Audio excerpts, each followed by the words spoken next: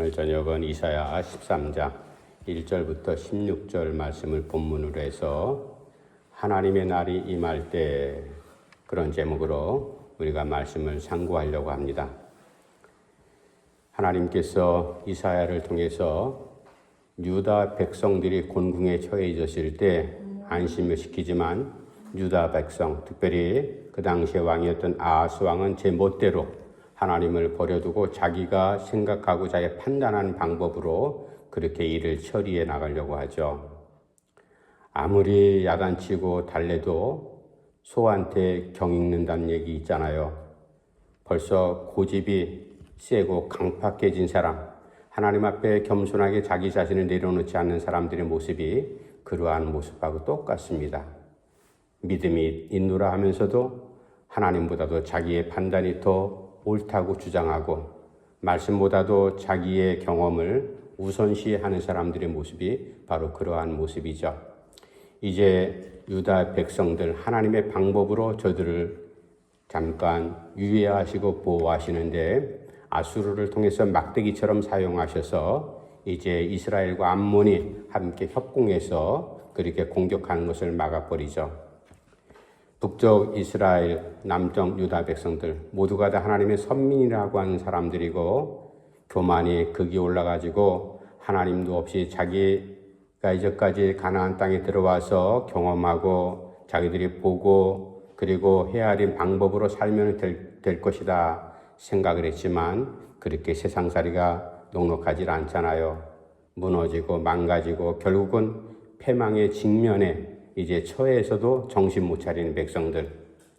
이제 우리가 12장까지는 유다 백성들, 이제 또 이스라엘을 하나님께서 어떻게 야단치시는가 거기까지 살펴봤는데 오늘은 13장에는 좀 독특한 그런 나라가 등장합니다.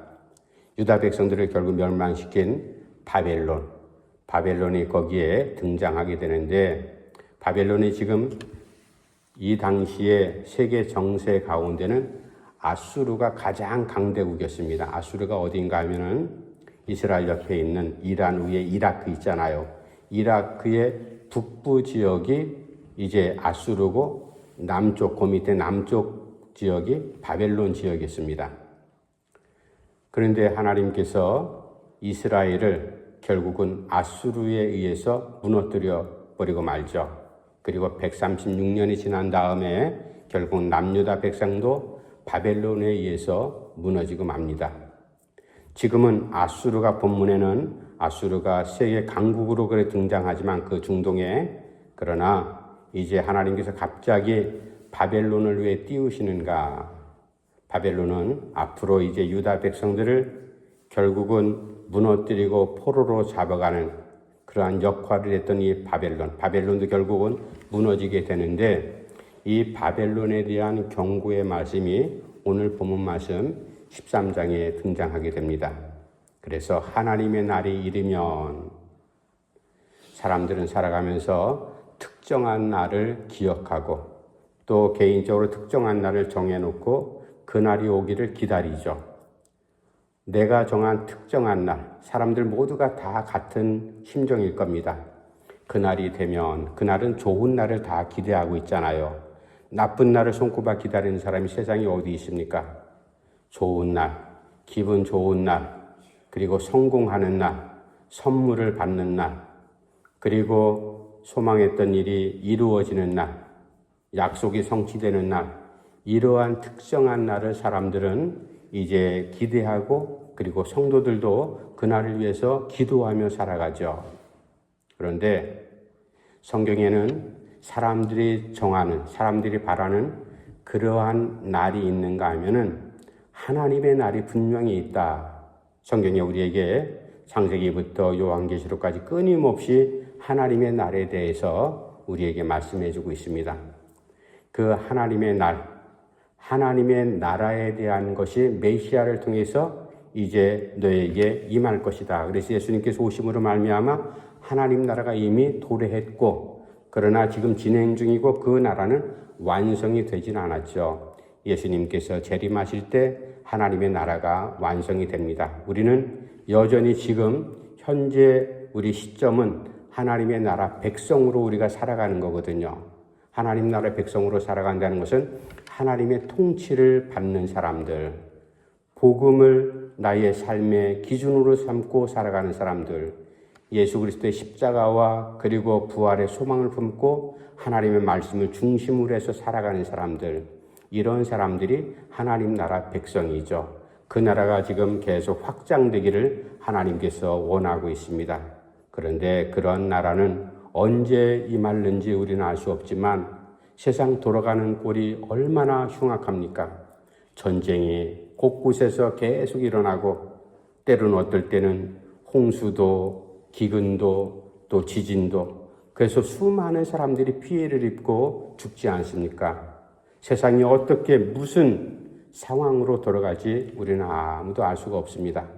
근데 오늘 본문 말씀 가운데 바벨론에 대해서 하나님께서 이사야를 통해서 미리 경고하시는데 그 경고를 하나님의 날이 이르면 바로 그런 말씀으로 이제 바벨론에 대해서 하나님께서 경고하고 있습니다. 한마디로 요약하면은 바벨론이 세상에 사탄의 권력을 대표하는 그러한 모습이라면은 세상 사람들은 자기의 힘과 권세로서 모든 것들을 좌우지하려고 하죠. 그러나 하나님의 방법은 따로 있습니다. 하나님의 방법은 하나님의 공의로 이 세계 역사를 섭리해 나가신다.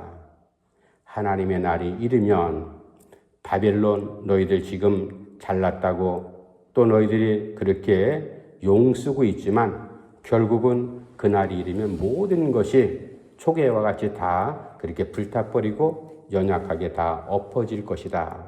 우리가 오늘 본문 말씀을 통해서 바벨론의 모습이 혹시 나에게, 이 사회에, 이 세계에 누군가 그러한 역할을 하고 있다면 다 들어야 될 본문의 말씀이기도 합니다. 하나님의 날이 이르면, 이제 오늘 본문 들어가서 함께 말씀을 살펴보는 가운데 하나님의 날이 도대체 언젠가? 하나님의 날은 첫 번째 카이로스의 날. 크로노스는 물리적으로 하나님을 믿든 믿지 않든 다 누구에 공평하게 하루 24시간 주어진 시간, 흘러가는 시간을 크로노스의 시간이라고 그러잖아요. 그러나 하나님을 경외하고 하나님께서 어떤 사건에 개입하실 때 사건이 변화돼서 일어난 결과는 카이로스, 그 카이로스의 날, 그리고 마지막으로 주님께서 오심으로 이루어지는 하나님의 날, 종말론적인 하나님의 날이 있다.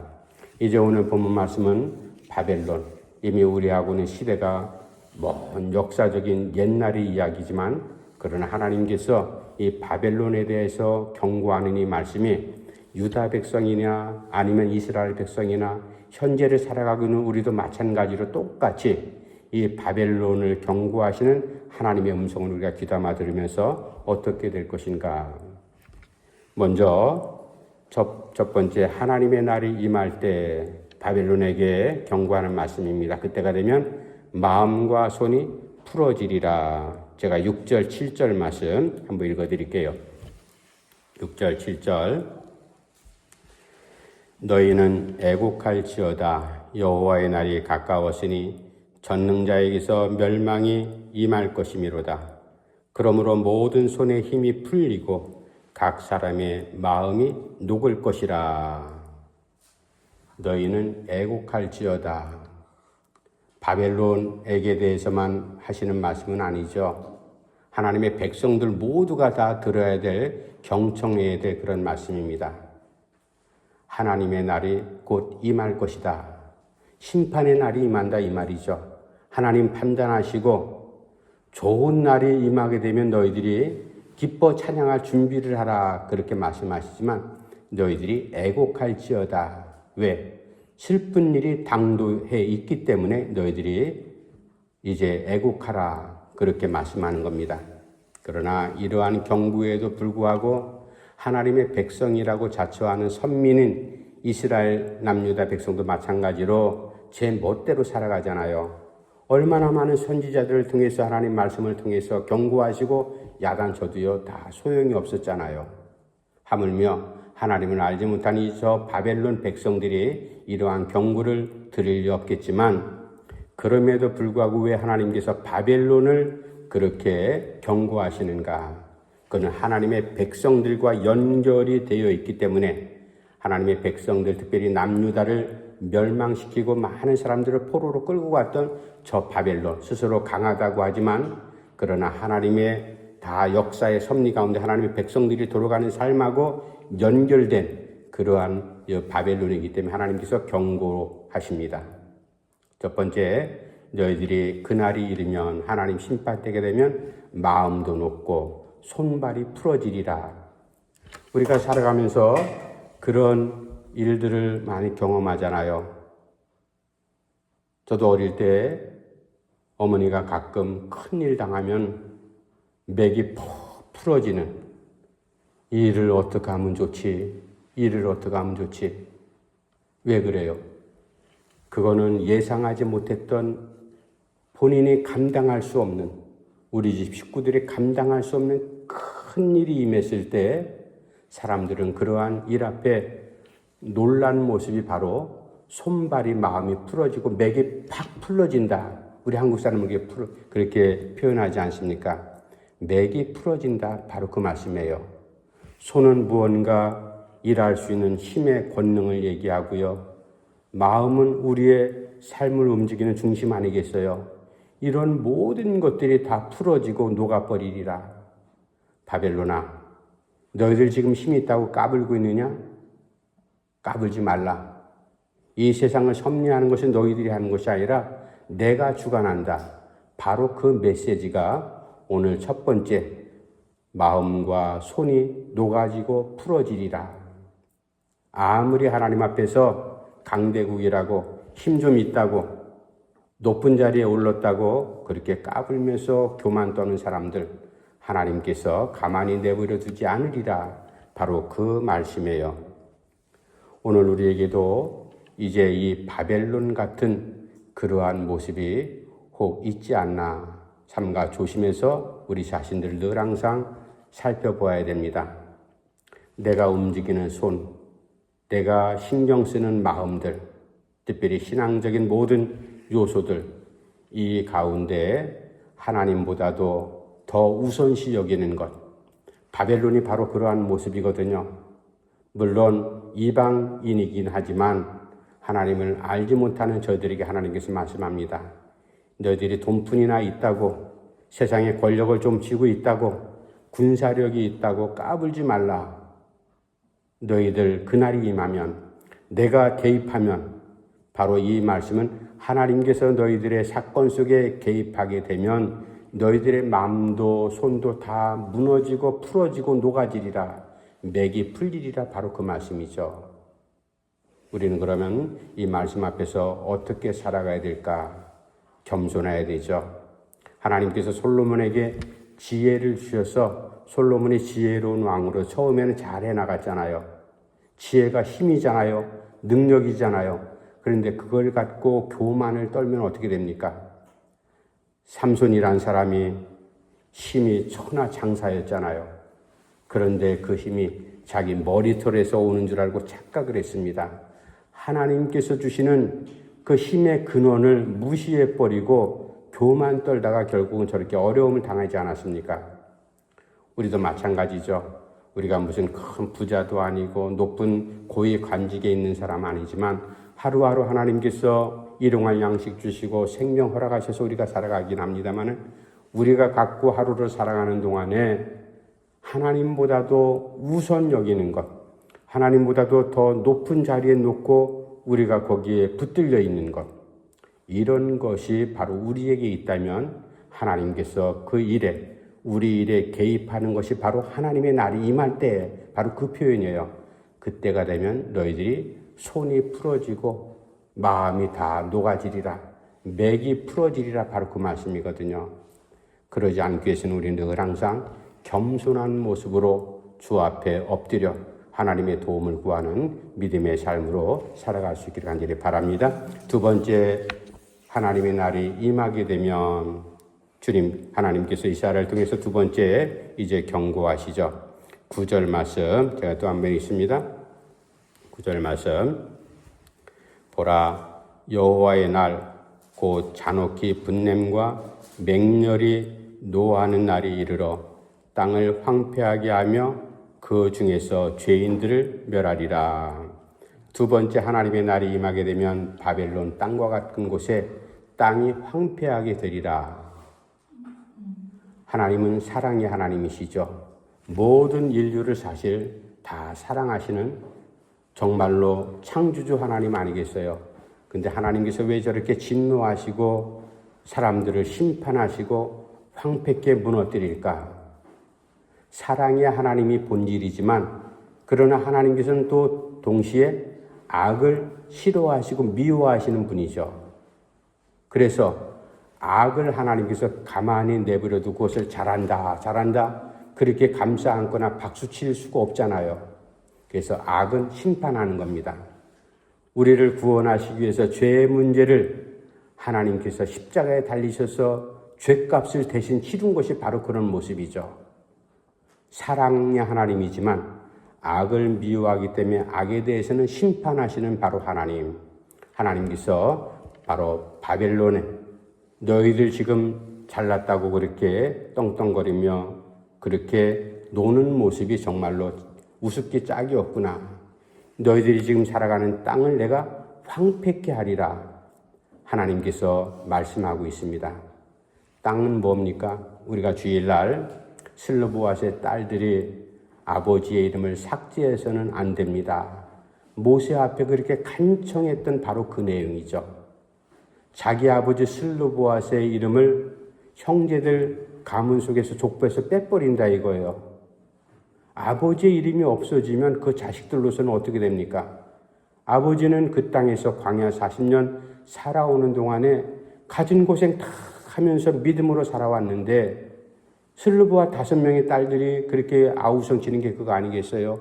우리 아버지의 이름 속에는 우리 아버지의 신앙의 모습, 하나님과 1대1의 관계, 우리 딸들을 가리켰던 신앙의 모든 것들이 거기에 다 담겨 있는데 그것을 삭제해버리면 어떻게 되겠습니까? 바로 이 모습이 땅이 황폐케 되리라.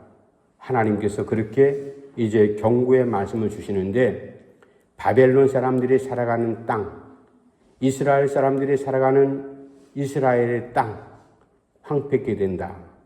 땅이 뭡니까? 사람 살아가는 근간 아니겠어요? 현실적인 삶의 터전. 그곳에는 이제 애로애환이 다 있잖아요. 기쁨도 슬픔도 사랑도 교육도 가정도 모든 것들이 그 땅을 황폐케 하리라. 하나님께서 그렇게 되면은 어떻게 되겠습니까? 남아나는 것이 없죠. 모든 것이 다 무너진다 바로 그 말씀이에요. 하나님께서 바벨론에 대한 경고, 결국은 바벨론이 무너지지 않습니까?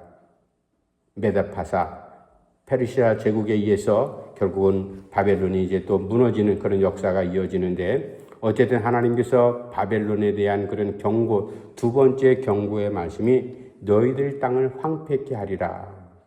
이 말씀 우리가 믿음의 사람들이 잘 들어야 될 겁니다. 하나님께서 우리에게 주신 이 아름다운 터전, 땅, 삶 이런 것들이 우리가 무너져서는 안 되잖아요. 겉으로 볼 때 사람들은 돈이 조금 있다가 돈이 없어지면 망했다.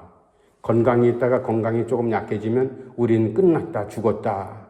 실직을 하게 되면 실직하고 나서 우리는 어떻게 살지? 망연자실하는 그러한 모습을 세상 사람들은 금방금방 표현하지만 우린 믿음의 사람들은 그러질 않죠.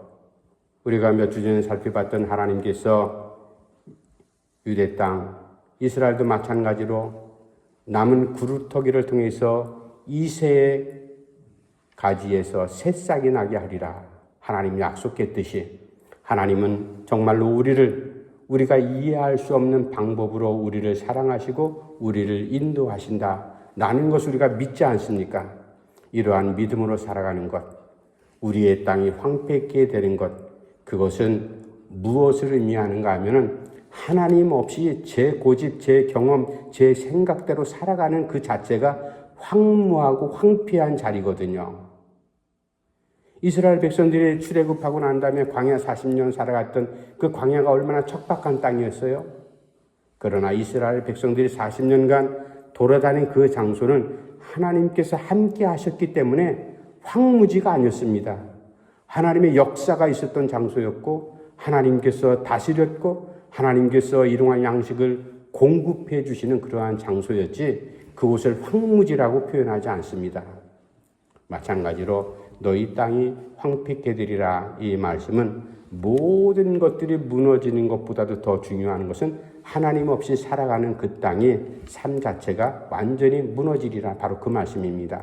그러므로 우리가 이 말씀 하나님의 날이 임하면 바벨론을 향해서 바벨론과 같이 교만하게 살아가는 너희 백성들 하나님께서 그 땅을 황폐케 되리라 우리가 반면교사 삼아야 될 내용 아니겠습니까? 그러면 어떻게 우리가 흡족한 정말로 가나안 땅 같은 곳으로 우리가 살아갈 수 있을까요? 이것은 하나님의 약속을 믿고 믿음으로 그 땅에 살아가면 됩니다. 결국 아름다운 젖과 꿀이 흐르는 가나안 땅이었지만 이스라엘 백성들이 제멋대로 하나님 없이 살아가기 때문에 그곳이 황폐케 된 이유가 바로 거기에 있다는 사실을 우리가 성경을 통해 잘 알고 있지 않습니까? 이제 하나님의 날이 이르게 되면 세 번째 하나님께서 바벨론을 통해서 이사야를 통해서 경고하시는 말씀이죠. 엎드러지리라. 15절 말씀 우리 한번 다 같이 읽읍시다. 15절 시작. 만나는 자마다 창에 찔리겠고 잡히는 자마다 칼에 엎드러지겠고. 하나님의 날이 임하면 우리가 이미 읽었던 13절 말씀에는 하늘과 땅이 흔들리는 그러한 일이 일어날 것이다. 기근과 지진과 여러 가지 정말로 자연적인 그러한 자연적인 이상현상이 일어나게 될 것이다. 두 번째 14절에는 사람들이 쫓기는데 노루가 쫓기는 모습, 막 뒤도 돌아보지 않고 막 정신없이 도망치는 그 노루가 쫓기는 것, 결국 자기 집으로 도망치는 이 노루의 모습. 이스라엘 백성뿐만 아니라 바벨론 백성들도 그렇게 쫓기는 신세가 될 것이다. 그리고 세 번째 하나님의 나라가 되면 참혹한 전쟁, 15절 말씀이 바로 그 말씀이잖아요. 만나는 자마다 창에 찔리겠고 잡히는 자마다 칼에 엎드러지겠고. 러시아하고 우크라이나의 전쟁 가운데 드론이라는 것, 드론이 맨 처음에 발명되었을 때는 사람들이 모형 비행기 가지고 하늘에 띄어가지고 신기하다, 우리가 조종할 수 있다, 그 정도였는데 이게 국가적으로 가만히 봤더니 이게 보통 문제가 아니거든요. 드론에다가 카메라를 달면은 이 안전지대 보호하는 그러한 국가의 안전시설 같은 게 다 노출이 되잖아요. 그래서 상당히 긴급하게, 그래서 드론은 아무 데서나 못 띄운다, 딱 그 법으로 다 정해놓지 않았습니까? 그런데 그것이 얼마나 급속도로 발전해요. 사람 죽이는 무기가 되잖아요. 거기다 폭탄 실어가 터뜨리면요, 미사일 터뜨린 거 이상으로 그게 큰 어려움을 당하지 않습니까? 그 드론 앞에서 우리가 TV 봤죠? 북한에서 파병된 병사가 드론을 바라보면서 분명히 자기가 드론에서 총 쏘면 죽을 줄 알아요. 저는 그 모습을 볼 때마다 얼마나 무서웠을까. 정말로 무서워서. 나이도 20살도 안 된 애들이거든요. 드론이 날아오면 아무리 뻥이 머리만 숨긴다고 숨겨지지 않듯이 그러한 무서운 공포가 임할 것이다. 바로 하나님의 날이 임하게 되면 그러한 이제 어려운 일, 전쟁 가운데서 여기서는 창과 화살이 나오지만 그렇게 죽는 사람들이 무수히 많을 것이다. 그렇다면 우리가 이 본문, 저 말씀을 준비하면서 지금 이 사태가 벌어지고 있는 세상의 여러 가지 전쟁 상황들, 바벨론 같은 나라, 하나님께서 누구를 지목하실까? 물론 제가 특정한 나라를 지목할 수 없지만 우리가 다시 한번 생각을 해야 됩니다. 국가가 힘이 세다고 그 힘을 마음대로 남용해 버리면 결국 그것이 바벨론 같은 나라가 아닐까. 그뿐이에요. 종교의 이름으로 폭력을 자행하게 되면 그것이 얼마나 큰 바벨론 같은 역할을 하는 나라가 될까? 옛날에 십자군 전쟁 우리 알지 않습니까? 그리고 마지막 세 번째, 강대국이 평화를 말하면서도 자기 나라의 이익만을 추구하는 그러한 행동을 한다면 그러한 모습이 바벨론이 아닐까? 우리가 하나님 앞에 이러한 시대를 또 역사를 읽는 우리가 역사의식도 있어야 되잖아요. 하나님 앞에 우리가 어떻게 살아야 될까? 그래서 우리의 정체, 제가 늘 누누이 말씀드리는 게 내 정체가 누구인가를 우리가 바르게 순간순간 인식하고 살아가는 게 얼마나 중요한지 모릅니다. 하나님 앞에 나는 하나님의 자녀요, 성도요, 그리스도인인 것을 우리가 분명히 알면은 내가 하고 싶다고 할지라도 하나님의 백성이기 때문에 절제해야 되고, 내가 그리스도인이기 때문에 하기 싫다 할지라도 가야 되고 선포해야 되고 헌신해야 될 이러한 모습들, 우리가 다시 한번 나 자신을 하나님 앞에 내놓으면서 오늘 본문 말씀 바벨론에 대한 경고지만 바벨론과 같은 일들이 우리 주변에서 특별히 우리 가운데 그러한 일이 일어나지 않도록 늘 항상 말씀을 통해서 우리가 경계하고 주의하고 하나님 앞에 겸손하게 믿음으로 살아가는 하나님의 백성으로 살기를 간절히 바랍니다. 기도합시다. 하나님 아버지, 우리가 이사야서를 통해서 말씀을 상고하는 가운데 오늘 이제 바벨론에 대한 경고의 말씀을 우리가 듣고 읽었습니다. 하나님의 날이 임할 때, 하나님의 날이, 하나님의 능력이 우리의 사건과 우리의 시간 속에 개입하시는 그 날이 바로 하나님의 날이 임하는 날 아닙니까?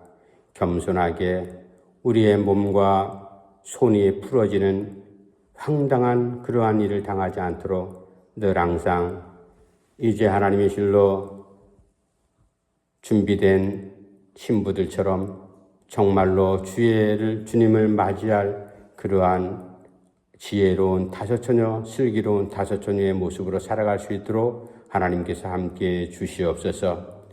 땅이 황폐게 될 뿐만 아니라 엎드러지는 황당한 일 당하지 않도록 날마다 우리 자신들이 하나님 앞에 정말로 바벨론 같은 나라가, 아수르 같은 나라도 유다의 백성과 이스라엘 백성처럼 교만하게 하나님을 다 버리는 모습으로 살아가는 것이 아니라 누구보다도 하나님을, 무엇보다도 하나님의 말씀을, 어떤 것보다도 십자가와 우리에게 주신 주님의 복음을 가장 우선적으로 우리가 내세우고 붙들고 그렇게 붙잡고 살아갈 수 있는 믿음을 더욱 허락해 주시옵소서. 주께서 함께 하셔서 이제 더위가 시작되는 이 즈음에 우리의 건강도 꼭 붙잡아 주시옵소서. 하나님께서 우리 성도들 한 사람 한 사람, 특별히 우리 오금 강수교회를 주님께서 붙잡아 주셔서 하나님의 선한 일을 잘 감당할 수 있는 건강한 교회로 하나님 세워 주시옵소서. 예수님의 이름으로 간절히 기도하옵나이다. 아멘.